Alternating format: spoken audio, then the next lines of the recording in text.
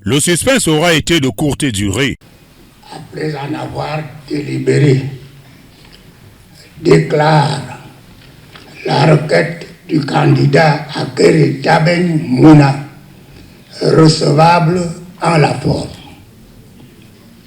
Au fond, la rejette comme non justifiée. Le Conseil constitutionnel a rendu son verdict sur la requête de Maître Akere Mouna, candidat du parti Univers, qui contestait l'éligibilité de Paul Biya à l'élection présidentielle du 12 octobre prochain. Malheureusement pour le plaignant, le Conseil a débouté sa requête, estimant que les arguments et les preuves présentées n'étaient pas valables. Le verdict, rendu après délibération par Clément Atangana, le patron du Conseil constitutionnel, confirme la décision du conseiller rapporteur qui avait été saisi le 19 août dernier pour manque de fondement. Les arguments du plaignant, qui reconnaît par ailleurs à Paul Biya, un homme intègre et légaliste, n'ont pas suffi à convaincre le Conseil. Un verdict qui suscite la déception des plaignants. Le problème, j'ai parlé de mischief rule, c'est de pas savoir si c'était étranger ou pas.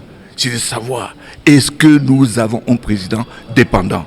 Aujourd'hui, nous l'avons prouvé, le président qui règne, même peut-être pas, hein, mais il ne gouverne pas.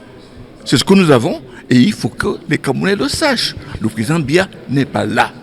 Il ne nous gouverne pas. Et ça, c'est une chose grave. La nationalité de la première dame est remise en question. La première dame est française. Et ça, cela signifie que le président de la République, aujourd'hui, est dans une situation de dépendance vis-à-vis d'une personne étrangère. C'est vrai alors qu'il est président, c'est vrai alors qu'il est candidat, ça devrait le rendre inéligible. Du côté du RDPC, on considère que certains candidats cherchent simplement à lancer leur campagne avant l'ouverture officielle de celle-ci. Je pense qu'il y a des candidats et des activistes qui cherchent des tribunes pour commencer à faire la campagne avant la campagne. Et malheureusement, la loi leur permet de se plaindre et de s'offrir ces tribunes. Nous pensons que c'est un peu décevant parce que un grand avocat comme Maître Mouna ne devrait pas ignorer ce que c'est qu'une délégation de signature.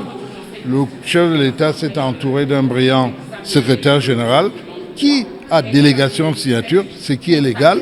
De la même façon, la première dame est tout à fait camerounaise, même si elle est d'origine française par son père. La loi est claire là-dessus.